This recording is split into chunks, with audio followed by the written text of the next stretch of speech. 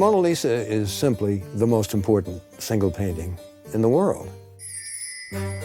You have more than 8 million visitors per year in the Louvre, and more than half of them are there only to see the Mona Lisa. Pour la Joconde, donc que vous appelez Mona Lisa, c'est un tableau qui possède une telle présence. Questo sorriso è una caratteristica che lo rende così affascinante. There are a lot of suspicions about the authenticity of the other paintings by Leonardo here in the Louvre. Or the Mona Lisa was always considered an original by the artist. Leonardo da Vinci considered it one of his favorite paintings because he carried it around with him for so long. She has been coveted and loved, she's been written about, she's been adored.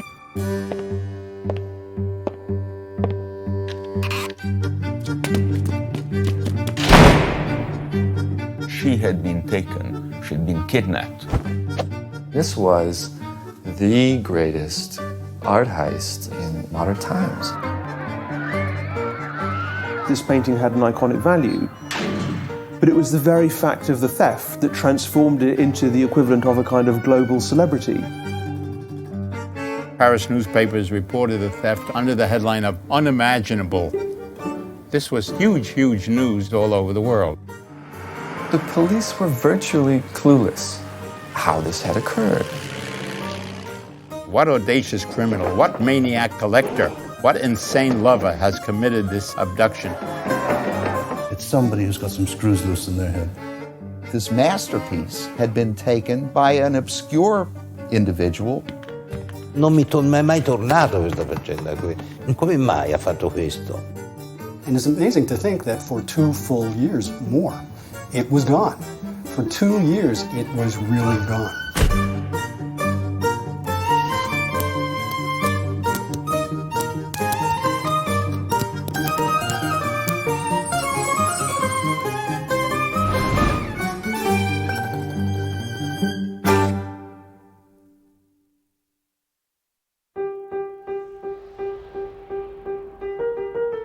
My name is Joe, and I'm obsessed with the theft of the Mona Lisa.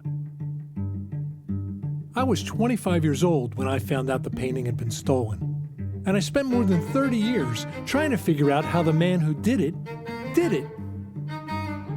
It all started when I opened this book and read this sentence. On August 21st, 1911, an Italian mason, Vincenzo Peruggia, stole the picture to take to Italy. Really?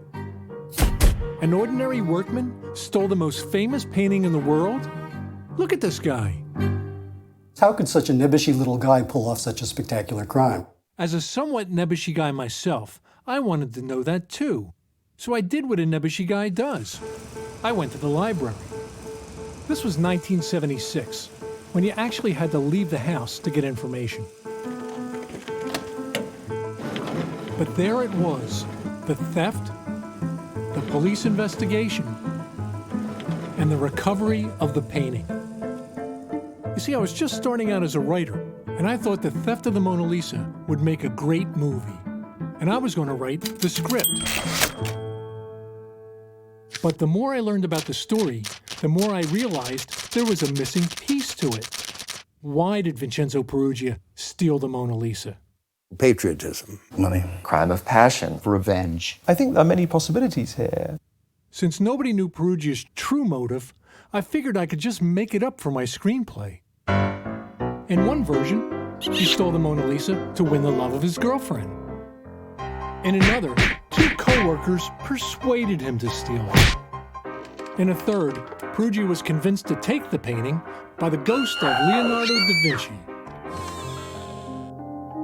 The years passed, and even though I did get to Hollywood when I was 41 as a television writer, I never managed to finish that script.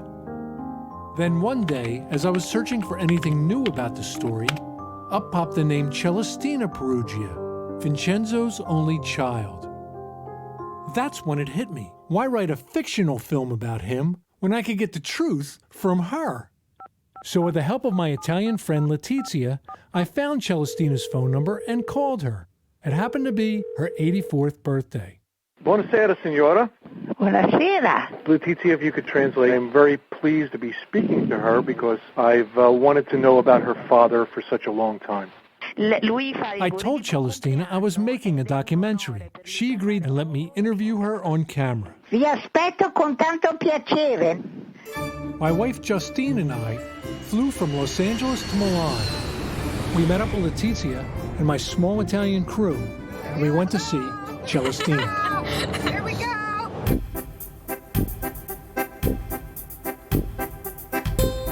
Peruggia's daughter lives in northern Italy, close to the Swiss border, in a town called Dumenza. It's where both she and her father Vincenzo were born. In the main piazza, we were met by Celestina's daughter, Graziella. Oh, tanti, molto. Veri, questa è la casa. Buonasera. Buonasera, signora. So this was Celestina Peruggia. She didn't seem like the daughter of a criminal.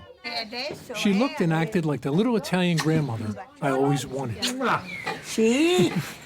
Vedete che ho Gioconda dappertutto. We met her husband Amleto. Her son Silvio took lots of pictures and ate lots of cake. Finally, it was time to ask Celestina to tell me everything she knew about her father.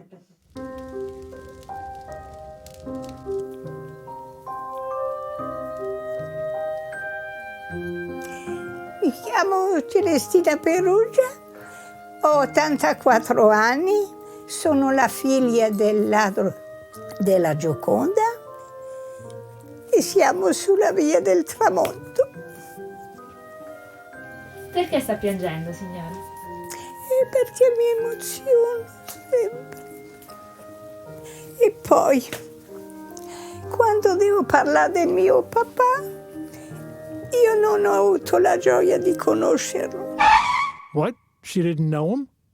Vedi, è tutto rovinato. Sure, she had pictures of her father, like this well-known image from an old newspaper. That's the original. But she also had photos I'd never seen before. He looked like a respectable, friendly, family kind of guy.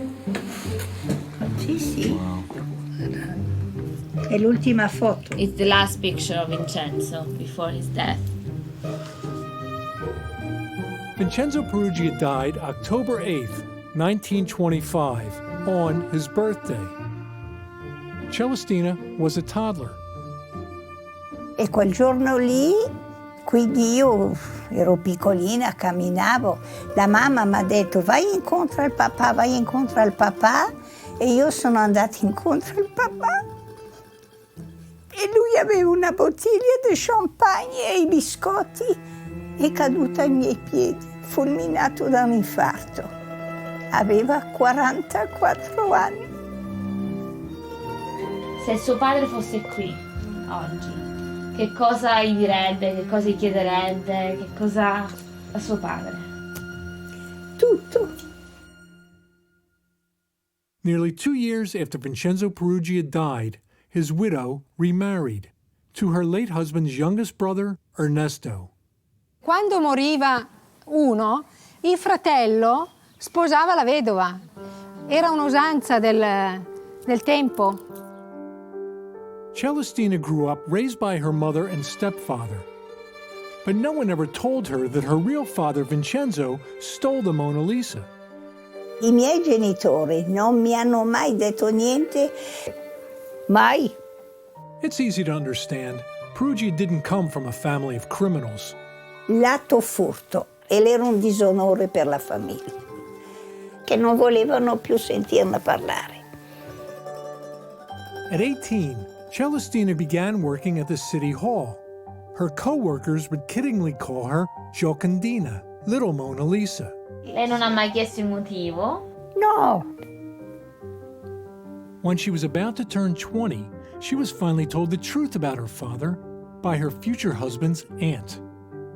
Ella comincia a dirmi lontan via che il papà aveva fatto quella cosa lì e per me è stato un shock perché non me l'aspettavo.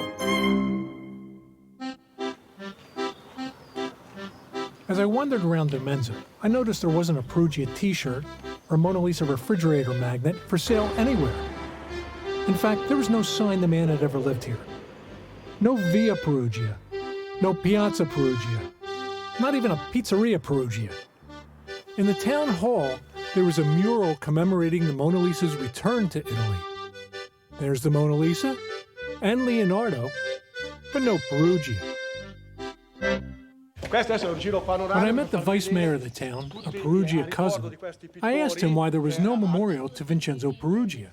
In un luogo pubblico no. No, in a Perché abbiamo public. fatto domanda proprio. They asked to do that. He explained the law prohibits Italians who have been on trial from having a street or statue in their honor. Apprezzano il gesto, però. Anche il parcheggio Dumenza volevano dedicarlo a lui e a mio nonno. Non è possibile perché ha avuto un processo nella storia. Yet on a wall in the village square, you can see a memorial to another famous Italian, Mussolini.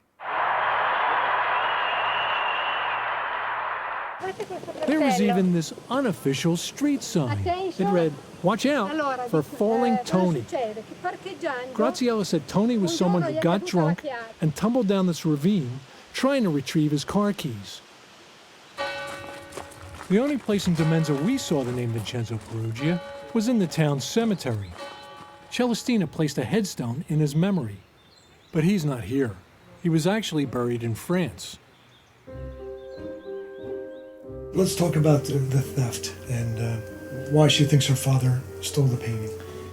Allora, lui la faceva il decoratore lì al Louvre e, sai, i francesi continuavano, macaroni, invece di chiamarlo anche, non so, Peruggia, macaroni vuol dire macaroni, perché gli italiani mangiano tanta pasta, i macaroni. E lui era stufo di sentirsi sempre a dire macaroni. E allora un giorno avrebbe detto sempre riferito, Adesso lo faccio vedere io il macaroni. E lui voleva la rivincita contro i francesi a portare via la Gioconda. What would she like us to do in this film?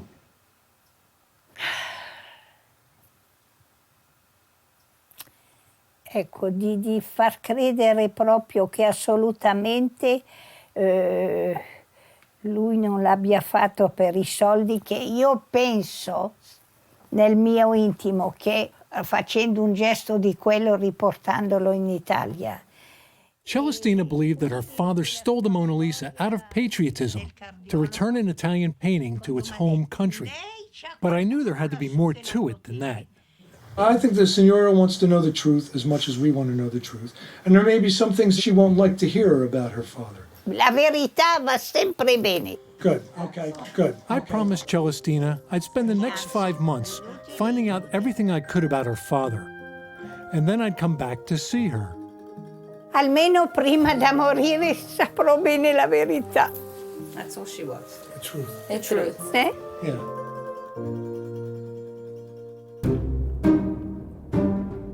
The next day, I was laid up with a torn meniscus in my knee from thinking I was young enough to carry my camera gear alone. But it wasn't as bad as the foot I put in my mouth from the promise I made Celestina. How was I going to find the truth about her father when no one knows what that truth is? I've been going round and round with the same story for 30 years. He stole it for money, he stole it for Italy, he stole it for the hell of it, he stole it by mistake. Around and around and around and Yes, around. because he's dead and the Mona Lisa can't talk. Yeah. End of story. All right, end of story. Turn off the camera. Justine was right. Peruggia is dead and the painting can't talk. Shh. I had to do some real detective work. Luckily, I knew a real detective. Something that happened in 1911, and there's no physical evidence anymore, and the people who were there are dead. Are there any writings anywhere? There are. These are some of the magazines and newspapers from back then that talk about the theft. But they're full of contradictions and inaccuracies, not good for telling the true story. And in all the books about the theft, There's a lot about how it was done, but little about the man who did it. So I contacted a friend in Paris to help me get information from the Louvre. She knew two researchers who lived right across the street from the museum. They hit every archive in the city and emailed me 1,500 digital images of Louvre documents, police reports, photographs, and newspaper clippings. Okay, it's quarter to 7 in the morning here on May 15th, and I'm just downloading a bunch of documents. Oh, wow. It's like I'm a kid at Christmas here. These are the mugshots from Peruggia's arrest in Florence in December 1913 for stealing the Mona Lisa. I've never seen anyone in a mugshot wearing a hat. My wife, Justine, was not impressed. I can't deal with all of this. It's too much information. And it's too early and I'm in my underwear. Now that I had this steady stream of source material, I had to figure out what it all said. I tried doing that by typing sentences word for word into Google Translate. The audacious thief of the Mona Lisa is one of those foreigners who fell in Paris at certain times of the year. What? Well, that didn't work, but these people rescued me. My volunteer translators. They read the Italian and French documents in English. Over the next several months, these translations helped me piece together the real story of Peruggia. I started at the scene of the crime.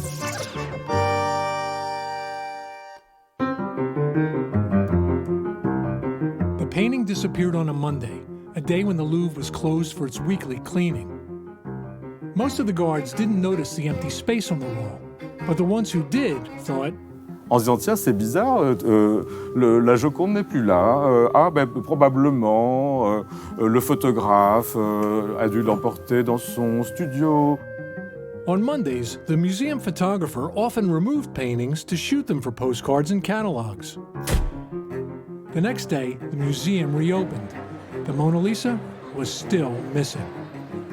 Around 11 a.m., a Louvre guard stumbled on the painting's empty frame on a service staircase. Là, on s'aperçoit que le tableau n'est nulle part, on fouille, on regarde, et c'est là que c'est... On se dit, mais c'est pas possible. Museum director Théophile Homo was on vacation. He left one of his curators in charge. Enfin, je suppose qu'il le pense, qu'il espère que le tableau est toujours dans le musée. Enfin, qu'il y a une explication idiote, mais que c'est une blague, que c'est une plaisanterie. Mais en même temps, il se dit, là, c'est trop grave, je ne prends pas de risque, je vais voir le préfet de police. The prefect of Paris police, Louis Lepine, the man newspapers called the greatest policeman in the world, sent an army of detectives to search for the Mona Lisa. When the police arrived, museum staff told visitors the Louvre was closing early because of a broken water main. Et puis alors là, il y a une sorte d'angoisse énorme qui monte, parce qu'on se dit, mais on ne le trouve pas, on ne le trouve pas. Paris was rocked by the news. Paris was the capital of the world of Western art. And so the theft of the Mona Lisa from essentially a fortress in the center of the city, a lot of people were shocked and saddened. Crowds showed up outside of the museum, laid flowers at the gate as though someone had passed away. And everyone was thinking the same thing. Who is the plunker who has done this?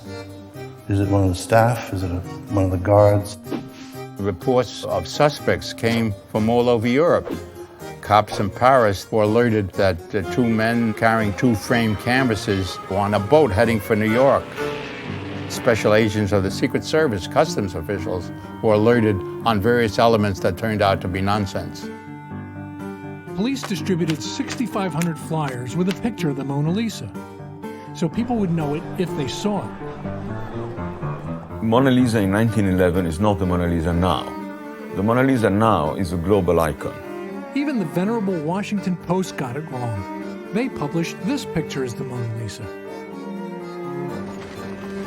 Paris newspapers began offering a reward of 40,000 francs, no questions asked.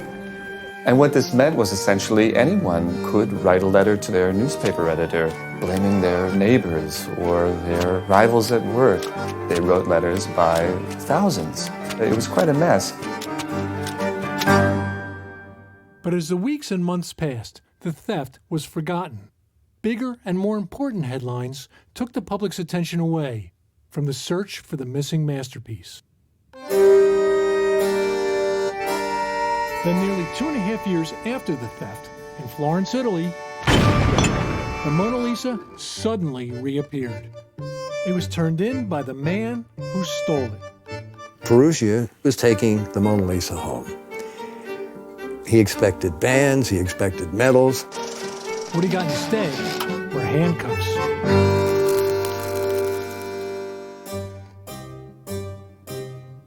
To make such a particular theft, to engage in such a particular venture, there have to be other reasons, there have to be unconscious motives. Luckily, I found the key to Peruggia's unconscious, his psychiatric evaluation. After his arrest, his lawyers wanted a psychiatrist's opinion to help build his defense. And the man to do that was Dr. Paolo Amaldi. Paolo Amaldi was a very well-known psychiatrist. He was director of the mental hospital Florence, which was an incredibly prestigious job. Amaldi's report details the extensive mental examination he gave Peruggia, and Dr. Amaldi arrived at a surprising diagnosis. Although Peruggia didn't seem very emotional, he seemed to be, for the most part, a good worker and sincere, but he did in the end find him to be mentally deficient. Mentally deficient? To find out what Amaldi was thinking about what Peruggia was thinking, I tracked down Dr. Amaldi's grandson, Paolo Sorbi. Growing up, Sorbi heard stories about Peruggia from his grandfather. He and his wife Sabina are college professors and have studied the Peruggia case. Che non era un criminale, sei d'accordo? Sì, qui io ho letto questi atti e mi sono fatto un'idea di una persona molto semplice, Anche fragile. fragile e però un po' risentita. Ma non un pazzo, non un pazzo. The actual word Dr. Amaldi uses in his report is frenastenico, which translates to half-wit. So now am I supposed to go back to Celestina and tell her that her father stole the Mona Lisa because he was a half-wit?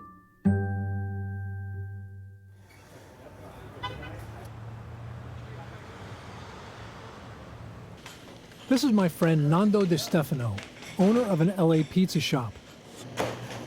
Nando translated Amaldi's psychiatric report in between customers. Vincenzo Peruggia is the first of other 3 brothers and a sister. All of them are still living and mentally sane. Being the oldest son, Peruggia left his home in Dumenza to strike out on his own at a very early age. At 12 years old, he went to work in Milano, and then he learned the job of imbianchino. Imbianchino, which is not the painter artist, but the house painter. Peruggia worked in Milan for 6 years. Then he did what just about every man from his area did. He left Italy. Francia era forse la meta principale. Qui nella Val Dumentina, ma anche nei paesi qui vicino Luino, era la situazione che esisteva da secoli, la povertà relativa dell'economia della zona. Questi paesi erano tutti paesi di donne perché gli uomini erano via.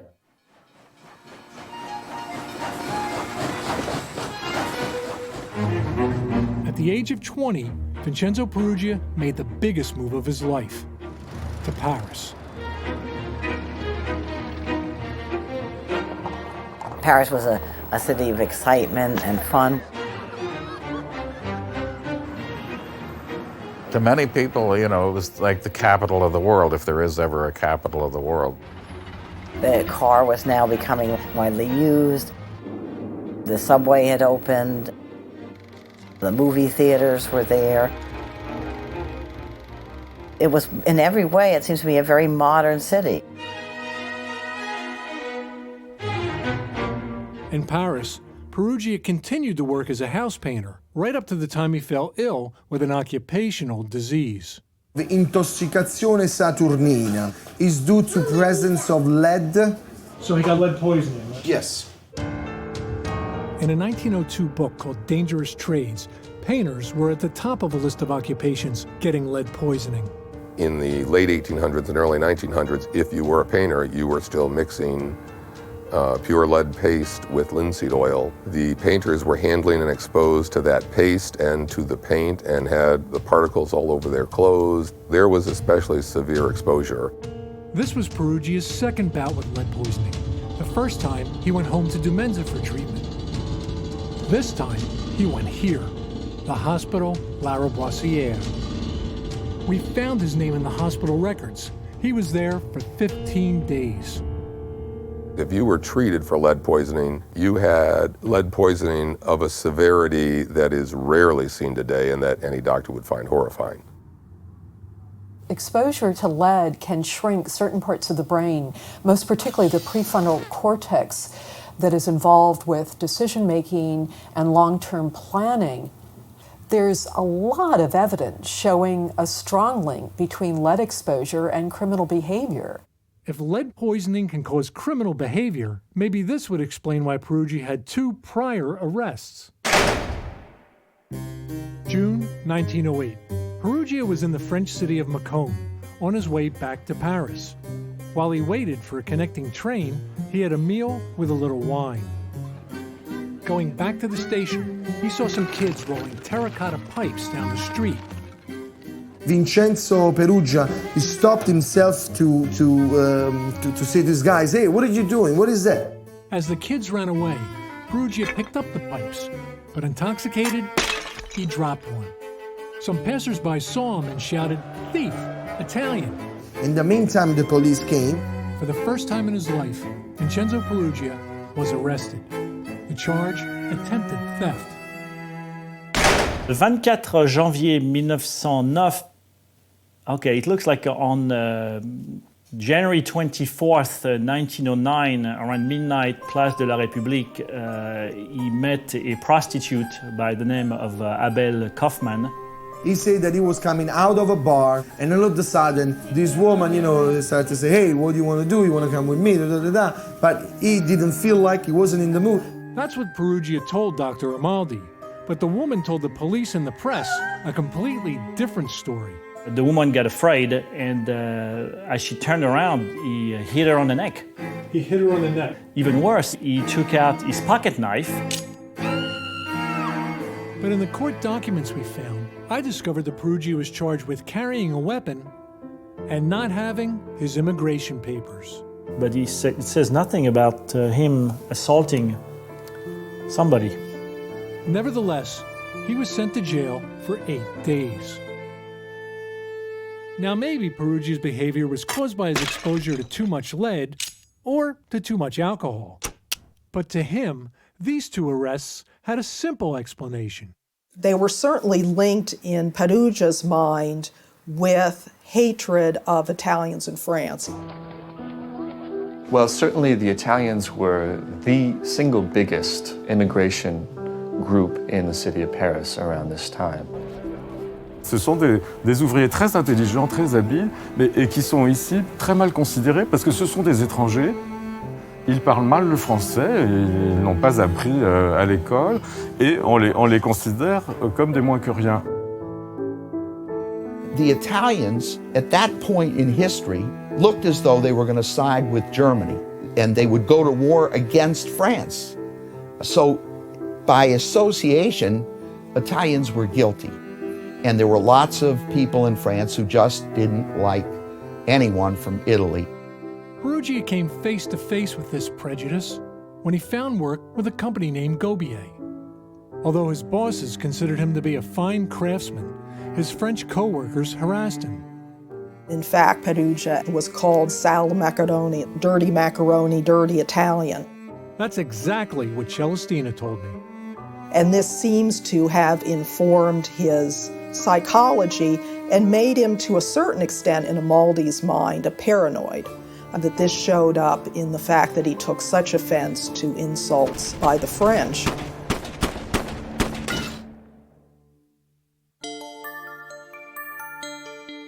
I could never understand how a mentally deficient immigrant with a criminal record got a job at the Louvre.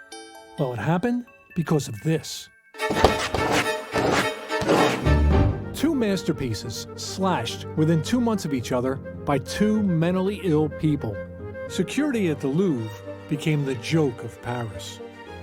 One of the newspapers had a proposal that the following notice be placed in all French museums. For the safeguarding of the precious objects, the public is requested to wake the guards if they are found to be asleep. Journalists who were concerned about the system of security actually made off with pieces of art to show this is possible, let's get serious. The way the Louvre got serious was to team up barking dogs with the night shift guards and to put the major masterpieces behind glass. Peruggia's employer Gobier had the contract to do all the glass work in the Louvre.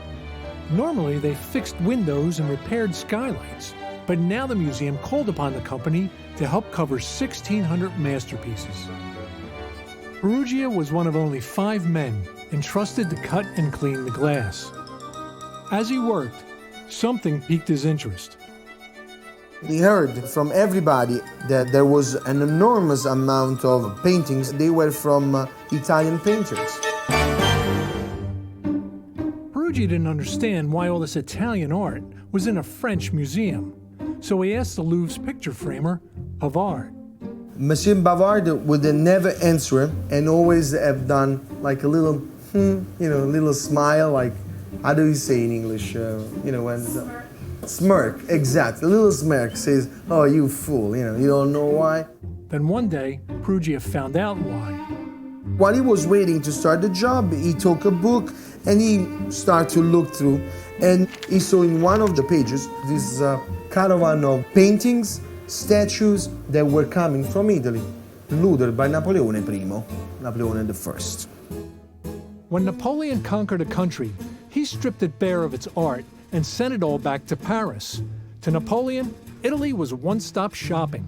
Napoleon was still kind of a dirty word in Italy, because Napoleon really did a lot of damage in Italy. He left a rather bad trail, which 100 years later might still have been felt. All Peruggia had to do is go into the gallery where they have the Veronese masterpiece, the Feast of Cana, and he could see a gigantic Italian work of art that was stolen from a Venetian church and was never returned. I mean, there are still works of Napoleonic loot that are still in France. I was disgusted, and I thought to myself, if I can at least take one of these back to Italy, I would have done something that would be patriotic and good for my country. Or as Celestina said, adesso lo faccio vedere io il macaroni.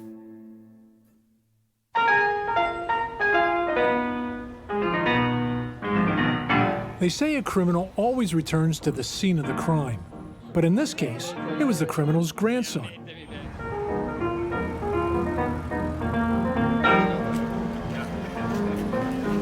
Celestina was too frail to travel, but Silvio Peruggia was more than happy to retrace his grandfather's footsteps.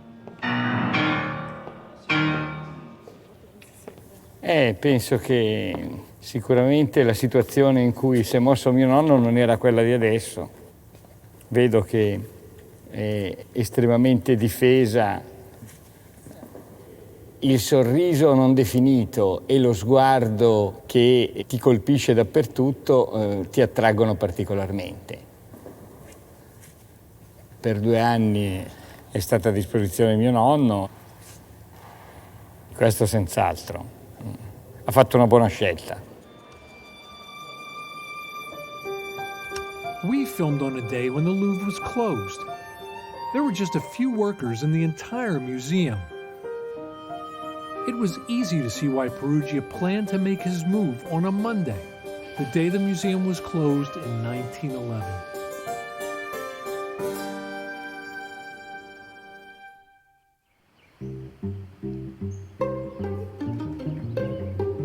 When I woke up, I say to myself, this morning, I'm gonna go this morning. At 6 a.m., Peruggia got up, got dressed, and left his room in the 10th arrondissement, about 2 miles from the Louvre. Peruggia had stopped doing glasswork at the museum 8 months earlier. He had left Gobier and returned to house painting. I arrived at the Louvre around 7:05. I was wearing my white worker's blouse. I entered without nobody seeing me into the museum. Questo è il percorso che ha fatto mio nonno quando entrò da questa porta e salì per arrivare poi al Salon Carré. What rooms have you crossed to arrive at the Salon Carré? Peruggia. I've crossed the first floor room that leads to the grand stairs. I climbed the stairs, then I arrived in the Salon Carré. I saw there was nobody. On a typical day in 1911, there were 166 guards. On Mondays, 12 in the whole museum. So Peruggia was alone with the Mona Lisa. I wasn't sure that I wanted to take La Gioconda. There was Tiziano, Raffaello, il Correggio, il Giorgione. But I made my choice at the moment. Ruba la Gioconda semplicemente perché è più piccola di altri quadri giganti. Esattamente. La Gioconda era al Salon Carré, era esattamente in questa posizione.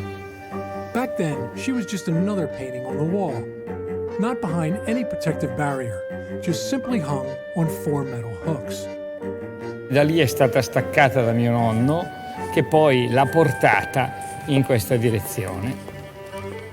I took it without making any noise, and I walked slowly on the wooden floor. Essere uscito dal Salon Carré con il quadro, mio nonno è venuto in questa posizione. Peruggia knew he had to remove the Mona Lisa from her frame. A nearby service staircase was where he planned to do it. Gobier's men used this staircase to access the glass roof above that part of the museum. But on that Monday, they were repairing the roof on the other side of the Louvre. I came down the small stairs, leaving the picture on the landing. He hid it behind some student copies that were left there.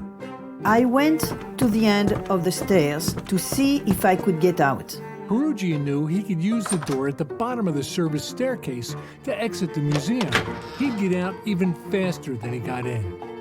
But I found that door was locked. And with a screwdriver that I had brought with me, I began to try to undo the lock. Even though I was able to take off the knob, I was not able to open the door. But then someone came down the stairs. E pensando di essere scoperto, ha immediatamente sospeso, si è seduto e ha aspettato. If this was one of Gobier's men, he could have recognized Peruggia. But it wasn't. It was a plumber named Jules Sauvé. He didn't know Peruggia. When Sauvé came to open with his key, he noticed that the knob was off.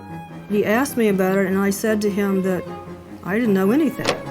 The worker went out and he locked the door again. So he was still locked in. He was still locked in? Yes. Peruggia couldn't escape the way he wanted to, so he ran back up the stairs and retrieved the Mona Lisa. He stripped off the paper backing and rotated the 4 metal clips that held the painting in the frame. Like many Italian Renaissance paintings, the Mona Lisa isn't on canvas, but on wood. Removing the panel wouldn't have taken very long, according to the conservator in charge of the Mona Lisa. Aujourd'hui, pour décadrer la Joconde, il nous faut 1 minute. Peruggia hid the frame behind the other canvases and took the Mona Lisa back into the museum through the same door he entered. He couldn't be seen carrying the painting, so he needed to cover her up. Here's how many people think he did it. He slipped it supposedly under his smock. But I doubt that. My daughter Julie is 5'3", roughly the same height as Peruggia. And this is what it looks like to try to put the Mona Lisa under her smock. Instead, here's what Peruggia did.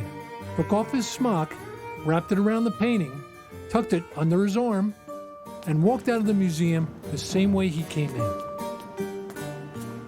I felt very calm and very happy to do what I was doing and to be able to bring at least one of these beautiful paintings back to Italy, to my country. I got out of the Louvre around 7:30 in the morning. Coming out of the Louvre, I remembered that I had the doorknob in my pocket. I threw it in the ditch between the fence and the wall of the Louvre. I saw a bus pass by and I got on it. I immediately got off because I realized that bus was not going to take me home. Then I jumped into a horse-driven cab. I asked the driver to take me directly to my house.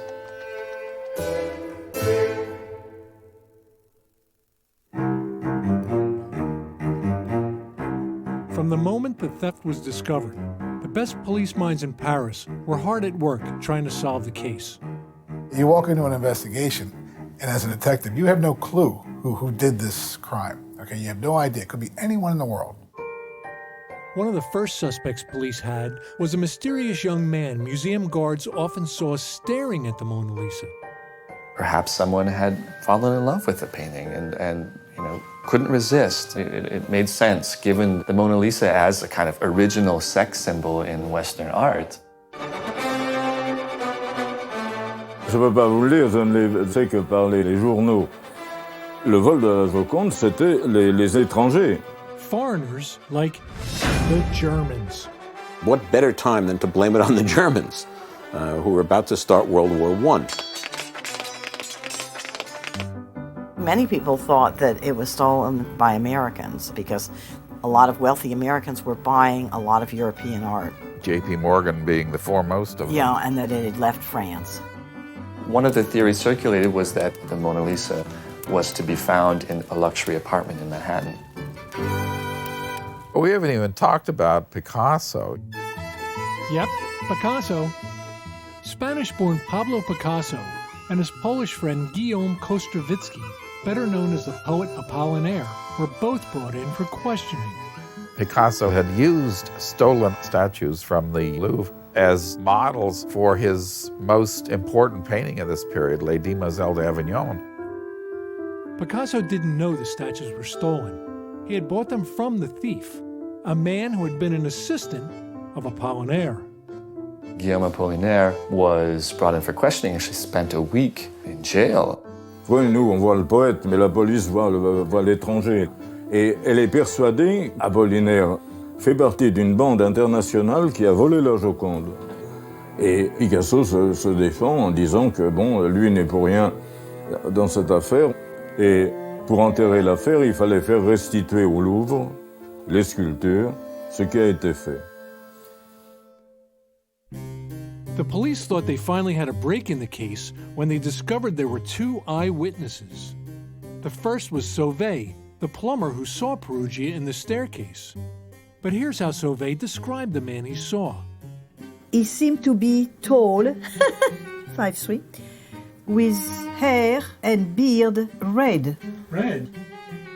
Then a shop clerk named André Bouquet came forward. He saw a person who was carrying a package. That was Peruggia carrying the Mona Lisa. He was throwing something. And that something was the doorknob. Bouquet was across the street and behind Peruggia, so he couldn't describe him, but he said he wore a hat. Most people are not trained to observe like police officers. That's what police officers are trained to do. But the biggest clue the police had was something else Peruggia left behind. Ces empreintes sont sur la vitre. The fingerprints were found by noted French criminologist Alphonse Bertillon. Bertillon was the one who founded some of the modern methods of identification. Most of the prints were smudged, but one was clear enough to read. And even though the police had Peruggia's prints from his previous arrest in their files, they didn't match it. I asked a fingerprint expert from the Los Angeles Police Department to compare the prints from Peruggia's 1909 arrest with the latent print found on the glass that covered the Mona Lisa. The latent print is one and the same as the left thumbprint. They are the same individual. We know now it's the left thumbprint, but Bertillon couldn't determine which finger the print was from. He had 750,000 criminals on file. They would have had to have pulled every single card to have gone through that. On each one, you've got 10 fingers or 10 prints. Bertillon would have had to have made up to 7.5 million comparisons to match Peruggia's prints. It's overwhelming. So Bertillon started taking the prints of everyone with access to the Louvre at the time of the theft. 257 names were on his list. Tout le monde est obligé de mettre les doigts dans l'encre, les ouvriers, les conservateurs, les copistes. Even Hamel, the head of the museum. But there were no matches. So police then called in Gobier's glass workers to be fingerprinted. They all showed up, except Peruggia.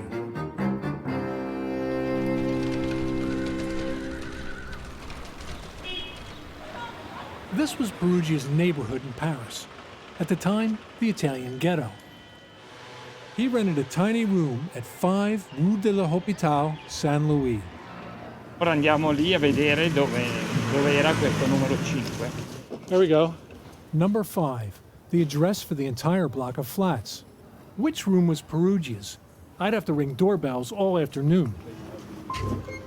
Bonjour. But then, this woman told us she lived in Peruggia's apartment and that we could see it in a little while. Could we really be this lucky? But as we were waiting, part of a window fell from an upper story, just missing us. Maybe it's the ghost of Vincenzo. Bonjour. I took that as a message from Peruggia. We were in the right place. Come in. More than 20 years ago, several rooms were combined into one 2-story apartment. This is the official police photo of Peruggia's room. Were we really in the place he hid the Mona Lisa for nearly 2.5 years? Sure looked like it. But where did he keep the painting? In un primo momento lo teneva sul tavolo di camera. Sul tavolo di camera. E quando mangiava lo riponeva in una legnaia. Ma non perché è un pazzo.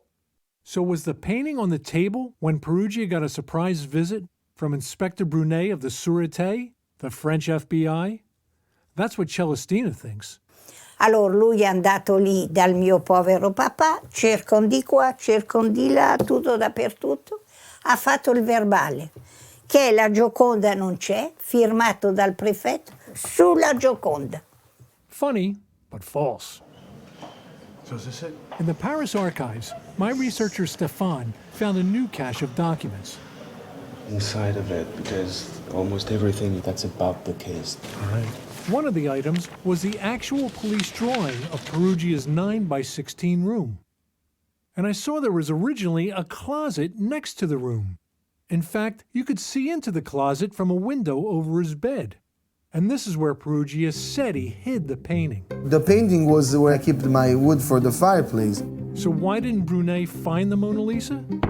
Because he didn't bother to look. When the policeman came into my room, I was dining. I was having dinner. The policeman, he interrogated me, and I gave all the answer, and then he went away. That's it. Brunet could have solved the case right then and there. He knew about Peruggia's 2 arrests for attempted robbery and carrying a weapon, but he wasn't interested enough to take Peruggia's fingerprints. So the French police were never able to connect the dots. They couldn't imagine that it could have been stolen by a humble house painter. They were looking for someone different because of their fantasies about the kind of person that would steal the painting, and that got in the way of proper police work. The police were following investigative techniques that can be found in a handbook that was popular at the time. It says there were 2 kinds of criminals: upper class, who plan their crimes and are non-violent, and lower class, who use weapons and are violent and brutal. The chief of the Sûreté called these lower-class criminals crapulot. Police believed the Mona Lisa was stolen by an upper-class criminal. It couldn't have been Peruggia. He was crapulot.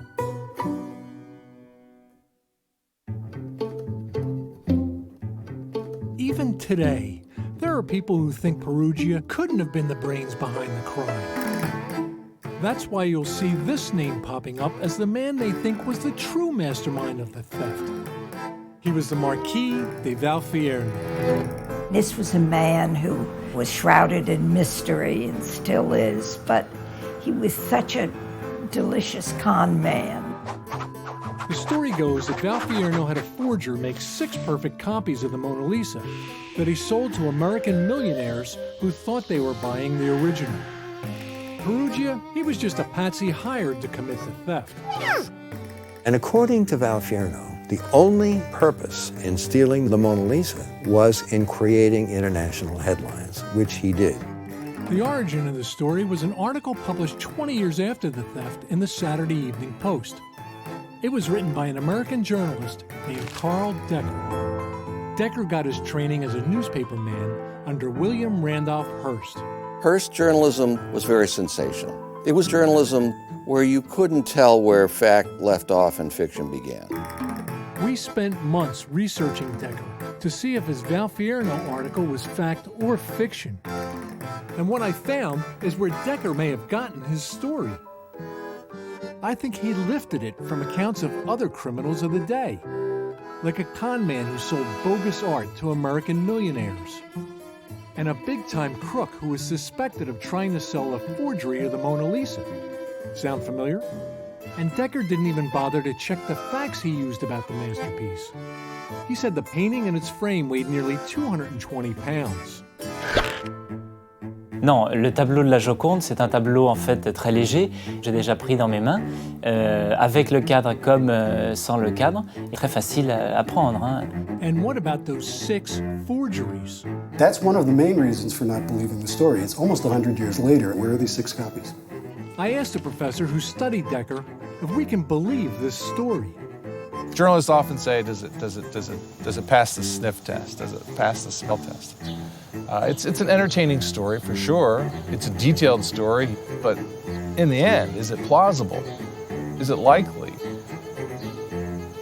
I don't think so. I agree. The facts show that Peruggia was the true mastermind of the crime. And Valfierno? I think Carl Decker simply made him up.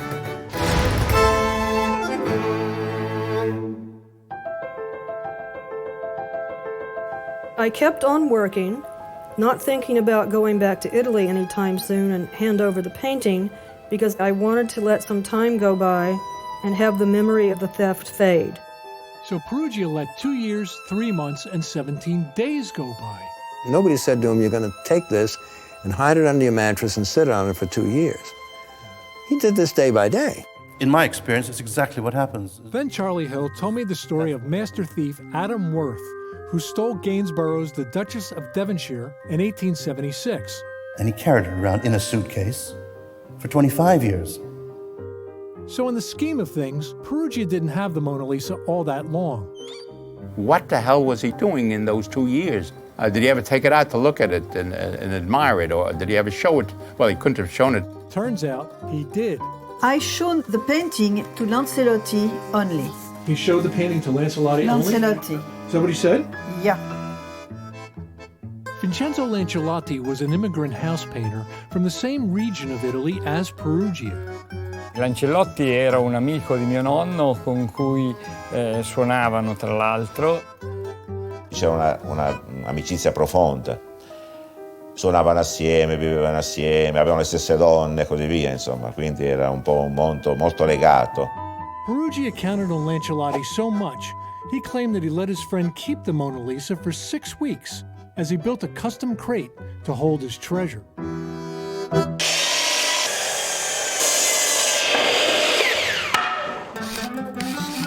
My son Justin and I built a crate that matched the description of the one Peruggia built. It was a lot bigger than I thought it would be.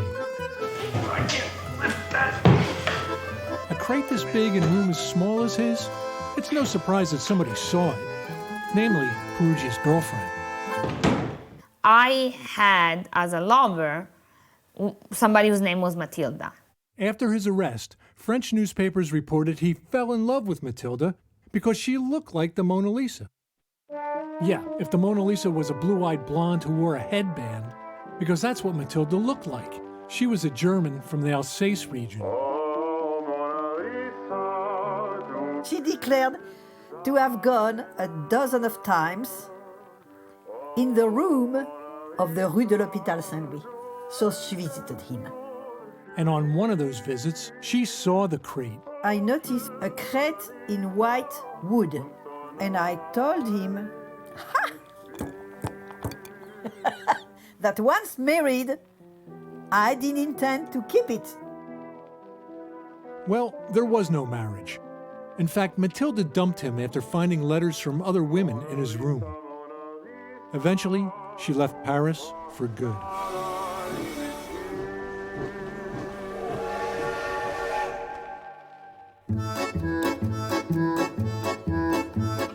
This is Cattaro, Italy. Even though it's just a few miles from Peruggia's hometown of Dumenza, they have a whole different take on the theft of the Mona Lisa. Chi ha rubato la Mona Lisa? Per me è stato Lancelotti. Diceva quando era vivo, perché io l'ho conosciuto quell'uomo lì. E quindi Vincenzo Peruggia, cosa sa di Vincenzo Peruggia? Io non lo so, Peruggia avranno lavorato insieme, lo so io adesso, questa roba lì non posso dire. Adesso mi bruciano anche le patate. Grazie signora, arrivederci. Yep, the folks in Cattaro give Peruggia's close friend, Vincenzo Lancelotti, credit for the crime. Graziano Ballinari is a restaurant owner and local historian. He's as passionate about Lancelotti as he is about his meat sauce. Questo è il vero ladro. Era un decoratore fantastico. Il mondo pensa che il Vincenzo Peruggia sia il... Sì, no, tutto il mondo. Ma Infatti, i Lancelotti non sono quasi mai, insomma, non sono mai... non sono mai sempre, sono stato io il primo. Ballinari claims that Peruggia was hired by the Lancelotti family to be the fall guy. Chiamano il Peruggia e le dicono ti diamo 10.000 franchi francesi e vai a vendere la Gioconda e ti fai arrestare, dici che sei il ladro. Ecco, lui si dichiarerà ladro sotto ordine a pagamento. And Ballinari is no fan of Celestina. Dall'altra parte la signora Celestina Peruggia, che si è creata la storia, perché ne aveva 2 anni. No. Sì, No, frottoli, tutti, bugie. I think it's a commercial situation. Per creare una fonte di turismo, il ristorante, cavalcare la storia della Gioconda, eccetera, perché sennò... Ballinari has been promoting his version for years. Qui quando l'ho detto in televisione, sono tutti i giornali, mi hanno fatto le copertine di mezzo mondo, ma anche Stern. Qui c'è l'intervista, poi che la Celestina qui si ritira un po'. I thought Ballinari's story was about as strange as the collection of antique underwear in the bathroom of his restaurant. They look washed. Then I met Marco Monaco. He's a Lancelotti relative. And he took us to the place where Lancelotti supposedly hid the Mona Lisa after he stole it. In un sottofondo di una valigia l'ha portata a Cattaro, nella casa del papà, cioè nell'osteria del papà. Sì, questo era l'ingresso all'osteria. L'ha messa sul tavolo e l'ha coperta ancora con questa tela cerata ed è rimasta lì per quasi 2 anni. What? Another table? Marco took us to see it. Questo è il tavolo, se vuole togliere le The top doesn't look 100 years old, but underneath, it shows its age. Then he demonstrated how the Mona Lisa was placed with cardboard around it to make a flat surface. And they kept it on a table. I told the Lancelotti story to our friends at the Louvre. Oh non, je peux pas y croire ça. The museum's senior scientist gave me an idea. You can test with another painting. So I did, at Thanksgiving, and I didn't tell any of my guests. At the end of the meal, I revealed my little experiment. Are you kidding me? Look at that. Oh, that's amazing. Bravo. I love the idea that the Mona Lisa was concealed on a table in an osteria for 2 years. I don't think it happened. And Vincenzo Lancelotti is the real thief? All the evidence is against it.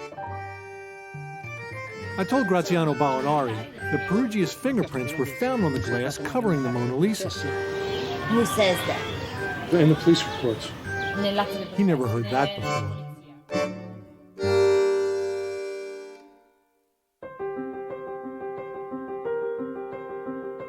If I was Peruggia's place, I would have awakened one morning and say, what the hell am I doing with this? I better give it back.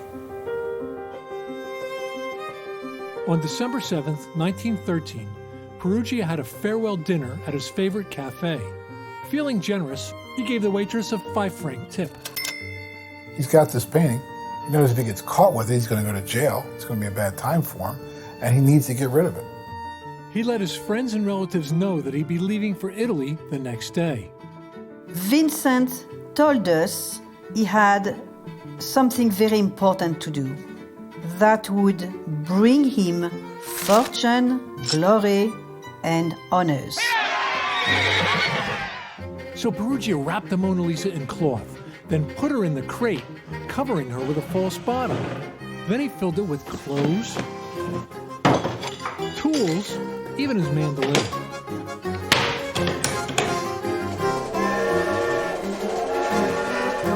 At the border, the box was opened, but no one saw that it contained the painting.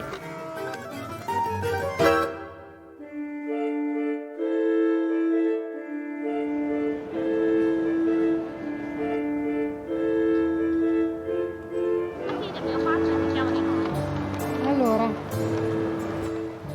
siamo a Firenze, dove mio nonno arrivò a ridare il quadro all'Italia. Questa era la sua intenzione. Peruggia came to Florence to meet Alfredo Geri, a dealer in antiquities. I had never known Mr. Jerry. I learned about him by reading the Corriere della Sera.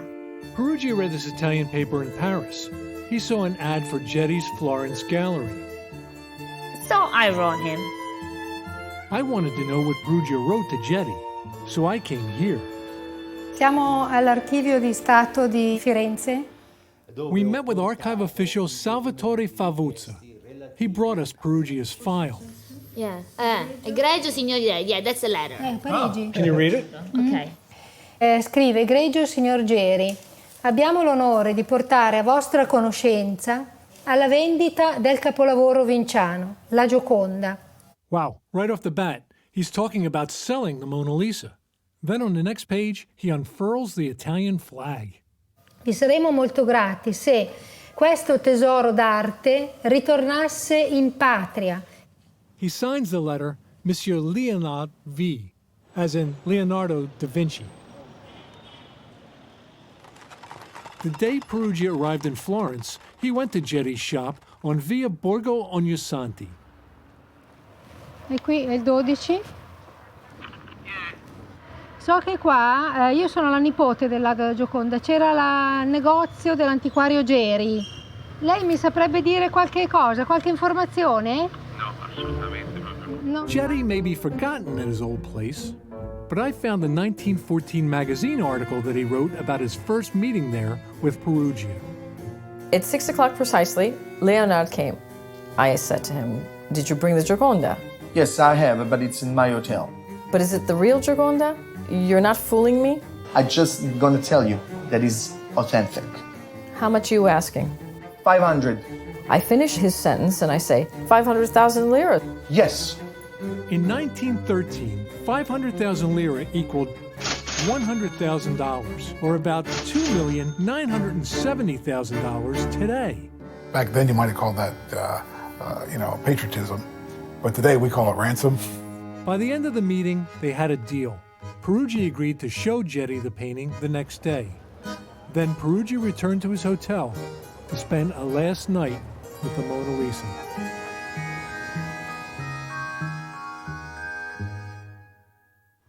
In 1913, the hotel where Peruggia stayed was called the Albergo Tripoli Italia. It was renamed the Hotel La Gioconda shortly after the newspapers revealed that Peruggia had slept there with the painting. The owner knew a little bit about marketing. La camera in cui alloggiò il nonno era la numero 20. 20. Ecco. A plaque on the door said Peruggia stayed in this room. Peruggia spelled Peruggia con una sola G, invece con due G. Camera piccola. Piccola, molto piccola. Sul letto in cui dormì mio nonno nel 1913 per 2 notti. E magari saranno cambiati i materassi così, però il letto è sempre quello. La Gioconda, gli teneva compagnia. Lui si era innamorato della Gioconda. Ah. The next afternoon, Peruggia returned to Getty's gallery.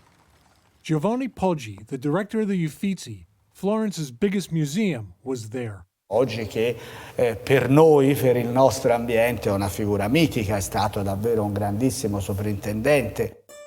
Peruggia escorted Getty and Poggi to his hotel room. Allora, qui mio nonno aprì la valigia. And they threw him onto the floor, all the junk, and then under the false bottom was the Mona Lisa. Il quale andò alla finestra in controluce per vedere bene e per controllare l'autenticità del quadro. Poggi said he wanted to take the painting back to the Uffizi for a closer examination. They examined it. There were a couple of other experts there, and they all agreed. There's no doubt about it. This is the stolen Mona Lisa. Bang, Peruggia's under arrest and in shock. Nonno Vincenzo, cosa hai fatto? Peruggia was moved from his hotel to his new quarters, Morate Prison. Now Morate's old cells are being converted into shops, restaurants, and apartments. But back then, people didn't go there to enjoy themselves. Penso che chi si trovasse qua probabilmente avrebbe vissuto piuttosto male. E quindi in questo momento penso mio nonno così, con una certa tristezza.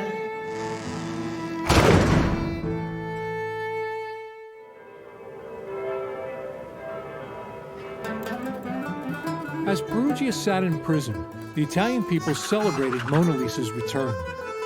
For the first time in 400 years, she was back in Florence. I'm not inclined to glorify people who steal the Mona Lisa, but Peruggia did end up as a hero to many Italians. And it was Mona Lisa fever. Peddlers were selling all sorts of Mona Lisa knickknacks by the boxload. And there were Mona Lisa advertisements, there were Mona Lisa hairdos, there was Mona Lisa clothing. People left love letters for Mona Lisa. In questo momento siamo nella sala 28 della Galleria degli Uffizi, che poi però l'ambiente dove appunto fu sistemata la Gioconda di Leonardo.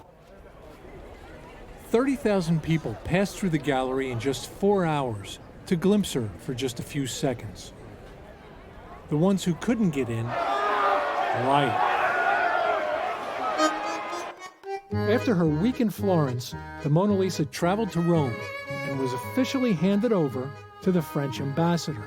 È chiaro, all'inizio del Novecento, in un clima magari patriottico ancora particolare, può essere che qualcheduno abbia accarezzato l'idea di mantenere questo simbolo.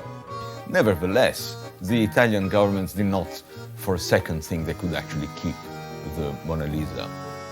As we know, Mona Lisa was not actually stolen from Italy. It was never part of the Napoleonic loot. That's right. Napoleon didn't steal the Mona Lisa. The Mona Lisa very legitimately belonged in France. It had been bought by Francois I from Leonardo. Following a triumphant exhibition in Rome, the Mona Lisa was whisked away for a quick showing in Milan. On December 31st, 1913, the world's most beloved masterpiece returned to her Parisian home. The Mona Lisa was very famous when it was taken, but it was even more famous when it was put back. Molte persone in realtà avranno scoperto dell'esistenza di quest'opera anche in virtù di questo evento così particolare, grazie a questo episodio. Unbelievably, the fragile Mona Lisa was undamaged, except for an abrasion on her cheek and a scratch on her left shoulder. Could this man find those marks in the painting? Pascal Cotte is an optical engineer and founder of Lumiere technology. In 2004, he made super high-resolution scans of the Mona Lisa. Ah, ça peut être ça, ouais. Mais bon, c'est très très peu visible. Hein. And the abrasion on the cheek? Ça pourrait être ça, ouais. C'est très profond dans la couche de peinture, ça. Donc c'est pas en surface. Peruggia a dû plutôt en prendre un soin extraordinaire. Great works of art have a way of casting a spell on people. And obviously, this work of art cast a spell on this man.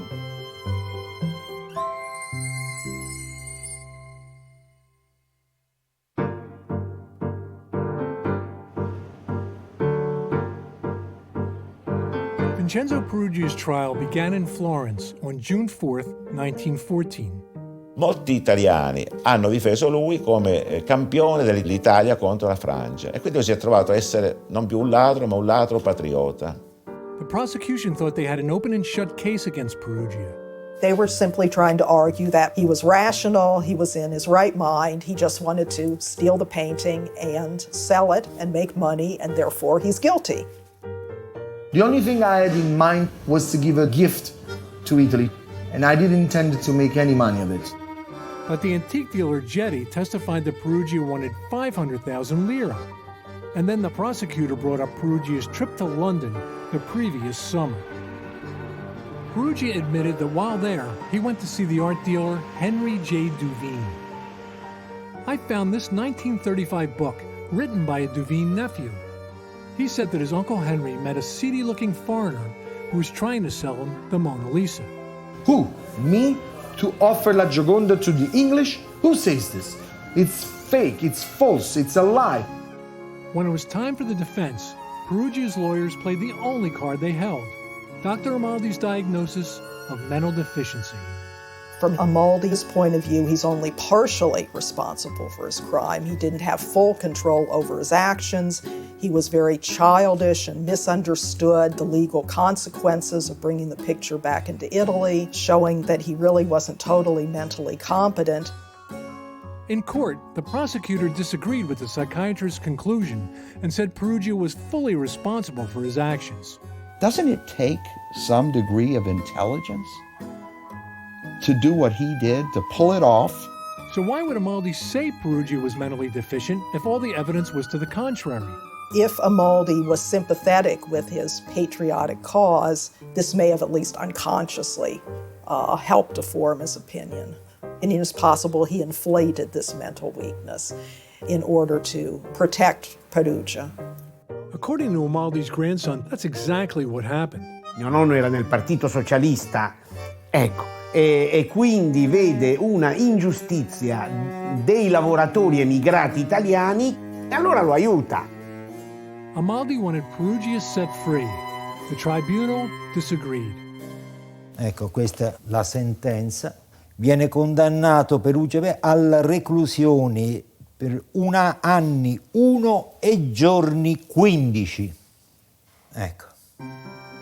Vincenzo Peruggia was listening the verdict. He says it to the court.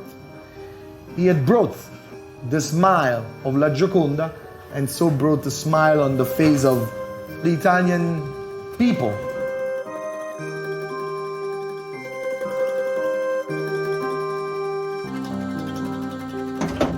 I really wanted to return to Celestina with some proof that patriotism was at least part of her father's motive for stealing the Mona Lisa. And I hope to find that proof in the Florence archives. Indirizzi sequestrati a Perugia. These are the letters to his father. Oh, the letters to his father. Can we see them? So, The letters had been seized from his parents' home in Dumenza shortly after his arrest. È lui che scrive, è mio vedi, Vincenzo. Caro padre, sono poi tanto a ringraziarvi di avermi mandato dei salami. Okay, some of the letters weren't very helpful. But in the ones written after the theft, we discovered an important clue. Che se resto lontano da voi c'è un motivo e questo è il mio segreto. Ecco. Here in his own words was the secret to what Peruggia was thinking. Ma farò la mia fortuna e che questo arriverà in un colpo. Per il bene vostro e della fortuna di noi tutti. E il giorno verrà. and the day will come. E il giorno verrà. The day will come. E il giorno verrà. Pazzesco. Finally, we found a postcard Peruggia wrote to a friend in Dumenza just hours after he handed the Mona Lisa over to the Uffizi. He's already spent the money he thought he was getting on a dream vacation.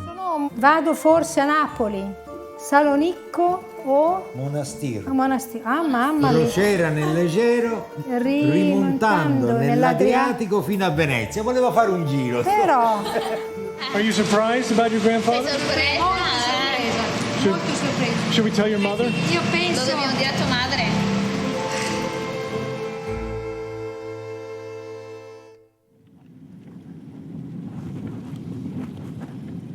All her life, Celestina Peruggia believed that her father stole the Mona Lisa out of patriotism and because he didn't like being called macaroni.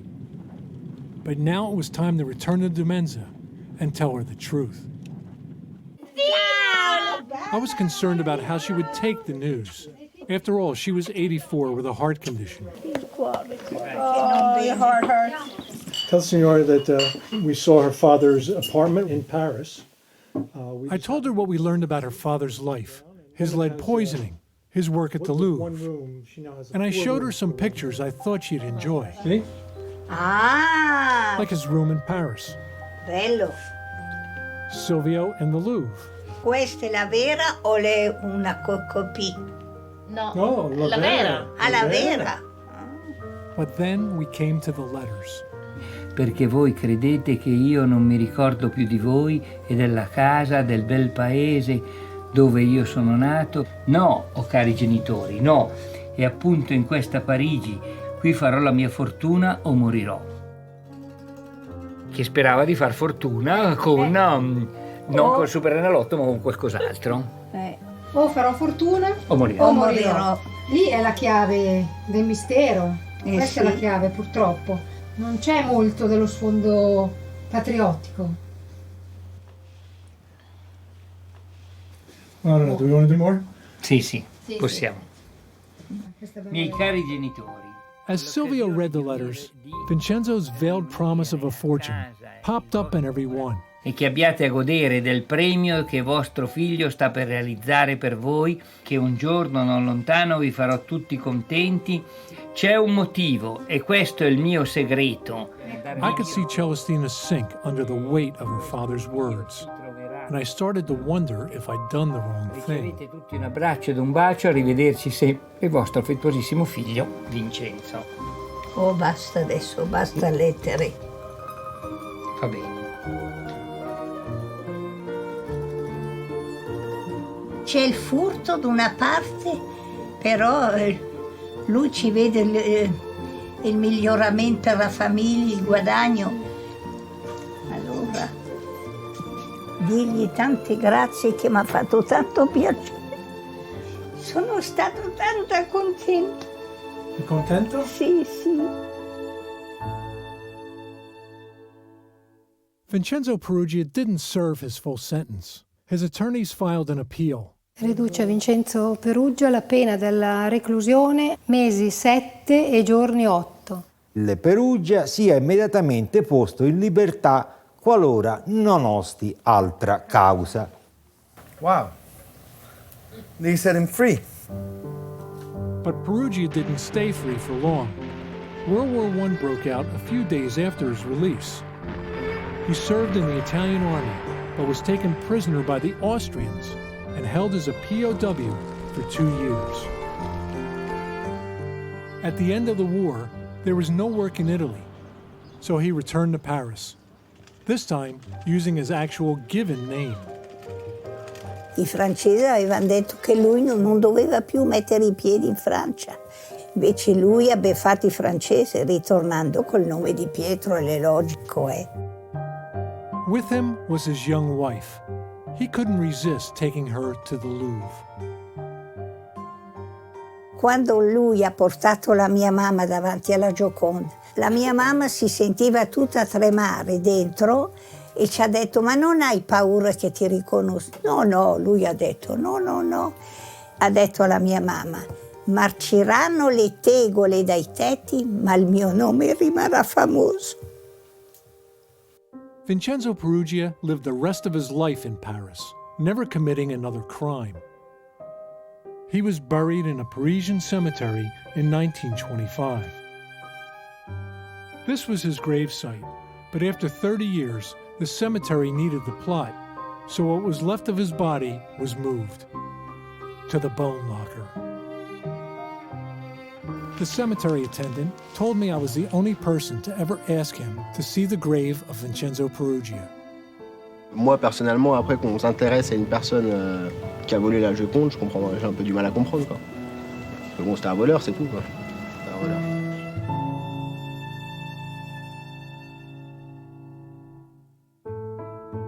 Yes, Vincenzo Peruggia was a thief. What he did was wrong and half-witted. But to me, he was a man who was tired of a job that was making him sick. He hated being looked down upon as an immigrant, and he missed his home. He thought that returning the Mona Lisa to Italy would make his family proud of him and be a ticket to a better life for them all. I think many people can relate to a young man's wild dreams of fortune. I know I could. In a journal that I kept while I was writing my screenplay, I found an entry from 1979. I was around the same age as Peruggia when he stole the Mona Lisa. It says, "If I write the script and sell it, I will be rich. All I want to do is pay off the house and fix it up and have some money in the bank and some left over to do some traveling." So back then, I was thinking like Peruggia. I wanted to make my fortune in one shot too. We just went about it in different ways.